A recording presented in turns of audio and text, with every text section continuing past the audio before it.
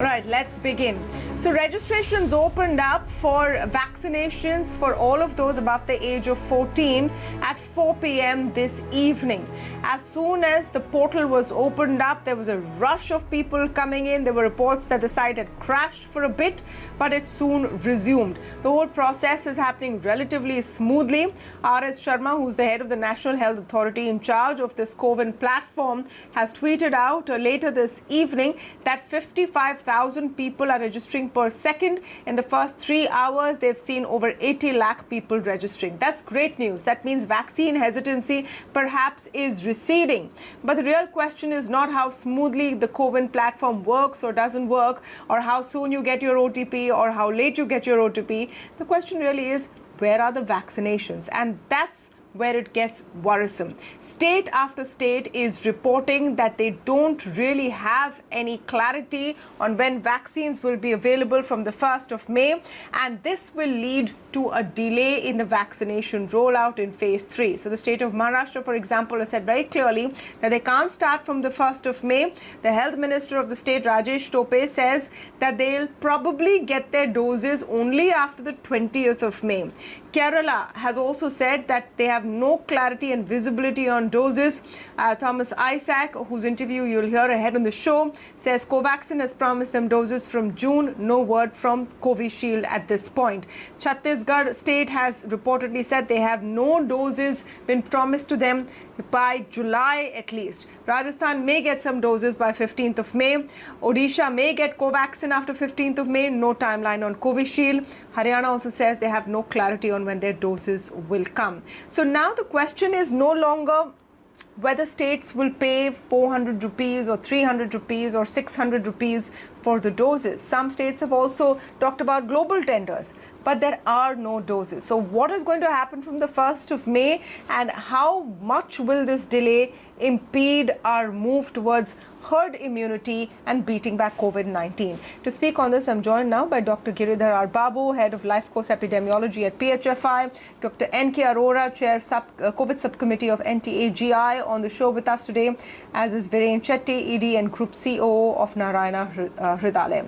Welcome to all of you, and thank you for speaking with us today. Dr. Babu, I want to start by getting your take on the situation that we're seeing. I think it's a no-brainer now that it's going to be near impossible for any of these over 80 lakh people who have registered on the Cowin platform to get a booking on the 1st of May. Do you think there is a requirement to have more information now on when these doses will come out? Yeah, thanks, Tamanna. It's great to be with Dr. Arora and Dr. Shetty here. We definitely need more information in terms of the vaccine flow, but I will probably wait for the detailed guidelines from the Government of India, especially as a strategy for vaccination, how and when they would want to complete different age groups. Is there any priority given to vulnerable, which is already announced earlier, or is it going to be equal for everyone? So while these details are yet to be available, what we can do, especially at the state level, is we have been working on vaccination programs for decades now. We have the know-how of how to roll out a vaccination program. I think this is the time to strengthen the micro plans and have mobilization efforts to make sure that we cover the vaccination maybe by next October or November. So even though the delay is there now, when we start, let's say assume even if we start by 15th of May, by October, if we are able to cover vulnerable population and a significant proportion of the young age, I think we can reduce severe number of mortality and morbidity in the third wave. So vaccination will help for third wave. Can we make use of that opportunity? For that, each state has to make its own planning. Tamanna. You know, my question really is that why are we still talking about what the plan is on the 28th of April? The vaccine program is to start in the next few days. The registration has begun. People have already registered, but everything else seems to be up in the air.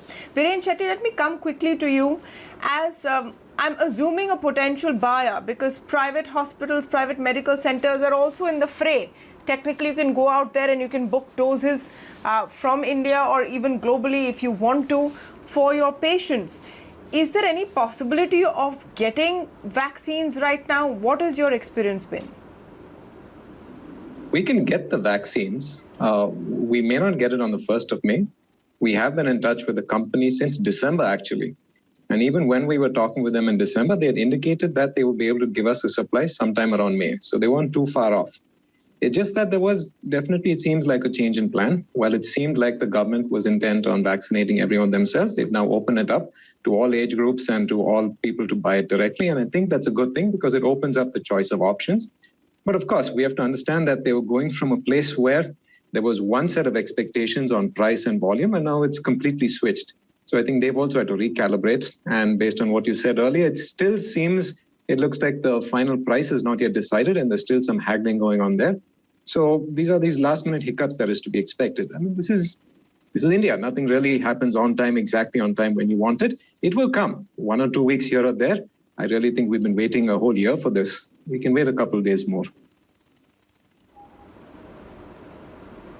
So what is the behind the scenes story on the haggling, Viren, and how much ever you can share with us? So are you saying that there is a negotiation going on? Because what Aadhar Poonawalla today has announced is a reduction in prices for the state governments. But for the private sector, the prices remain at 600 rupees for Serum Institute of India and for 1200 rupees for Bharat Biotech. Are these prices also being negotiated right now?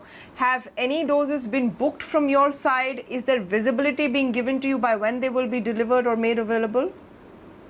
See, I can't speak for what is happening on the government side, but from the private hospital side, we'll take vaccines at any price they're willing to give us. Because honestly, we're seeing such huge demand from companies across the country that want to vaccinate their workforce, their young workforce, as soon as possible so they can get back to work, get the economy going, get their businesses running. And so 1,200, 600, 1,200, 150, it honestly doesn't matter. The India Inc. is willing to pay for that. Yeah, Dr. Arora, just, your take on the perspective. On the one hand, we have a significant number of people questioning, and in some ways rightly so, that why is there differential pricing? Why should the central government pay 150, state government pay 300 or 600? Why should private players pay 1200? On the other hand, you have India Inc. saying that we don't care if it's 1200 or 1000 rupees or whatever. We just want the vaccine so that we can inoculate our workforce and get back to work. What does this do to the plan to get enough vulnerable people vaccinated in time? It's very heartening to listen to Viren Shetty that India Inc. Is ready to pay for their employees and for their workforce.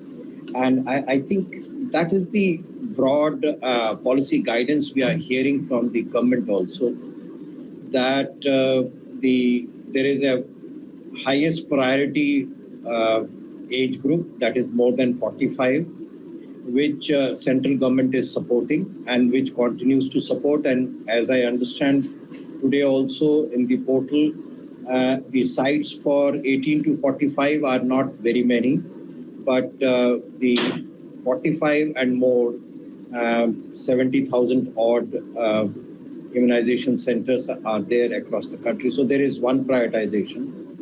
The states may decide who are their priority, what they consider more vulnerable.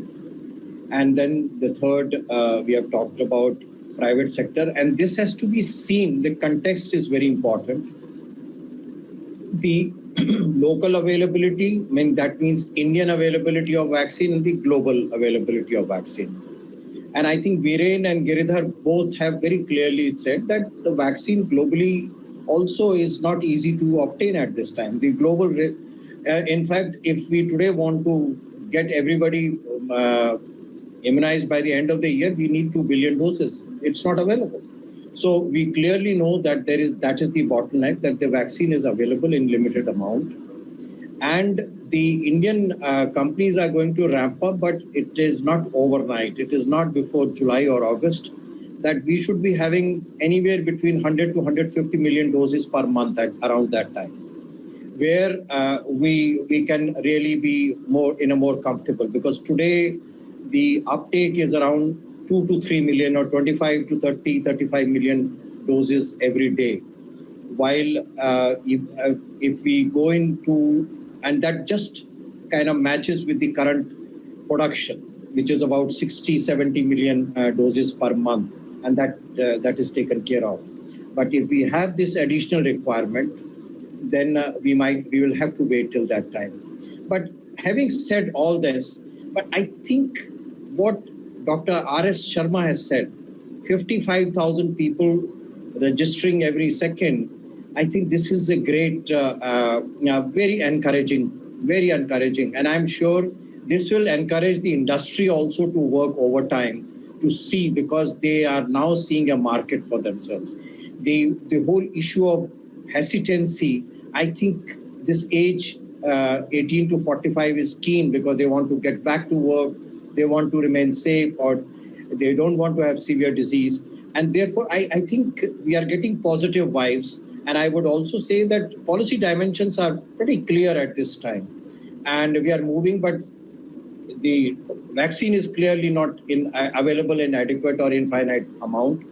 And there will be slow uptake Dr. or Arora, slow I'm availability. all for positive vibes. If I may come in, sir, and just ask you as a policy maker, I'm all for positive vibes. It's great. People are rushing in to vaccinate or to register themselves because, frankly, they're scared. This time around, anecdotally, you're hearing of much younger people dying of COVID-19 than before. So people are scared. It's not as simple as people want to go back to work. They want to literally save their lives. It's a life-saving medication or drug at this point.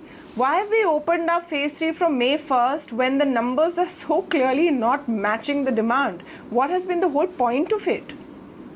So I think I will give the example of a donkey and a washerman and his son, and whatever they were doing, there were always some counterpoints. So we know that previous 4 weeks or 6 weeks, there were voices all over that everybody should get vaccine, 18 years onwards, people should get vaccine. So I think the policy dimension has been that, okay, 50% state is providing to priority. The rest is with the state. They can decide whom to over, because different states, there were varying voices. There is no doubt everybody requires the vaccine. The question is, within the context of finite availability of vaccine, who will be the first?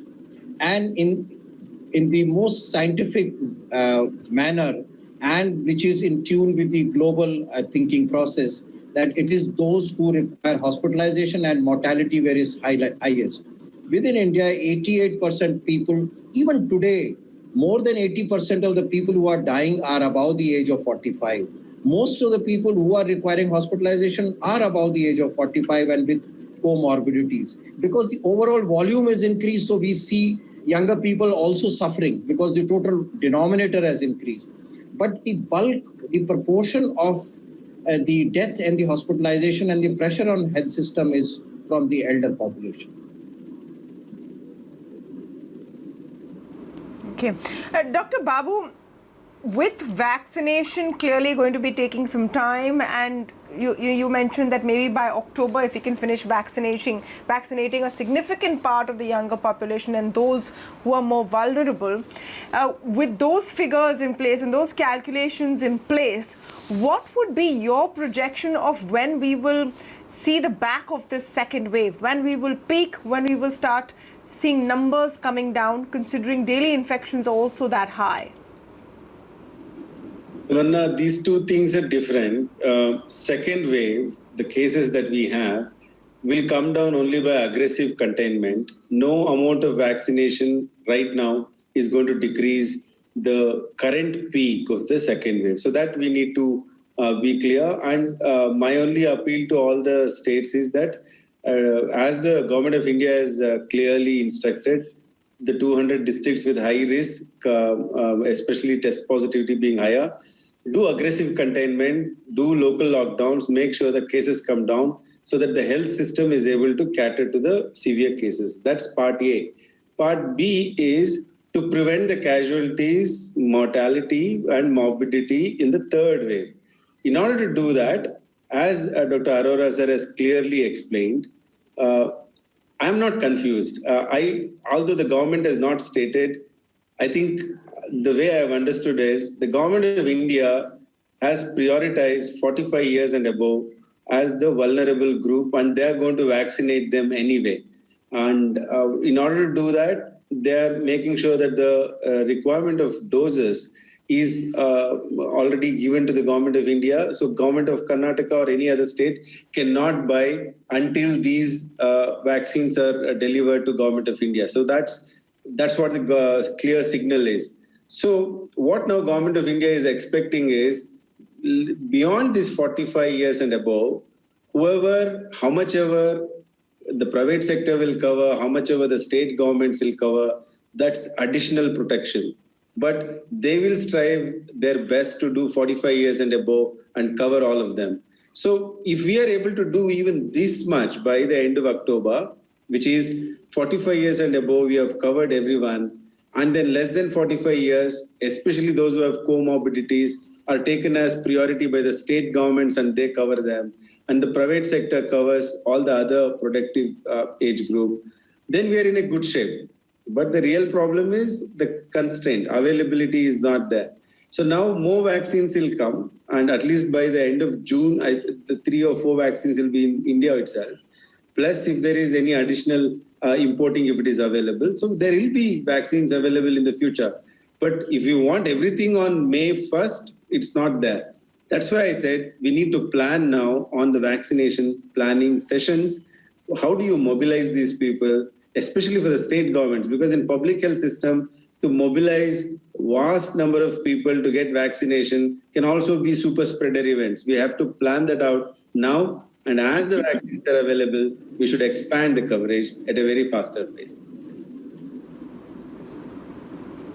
You know, that's a very important point, Dr. Babu. You don't want people queuing up in long lines and massing up to wait in queue for their vaccines and turn those into super spreader events. So best to register.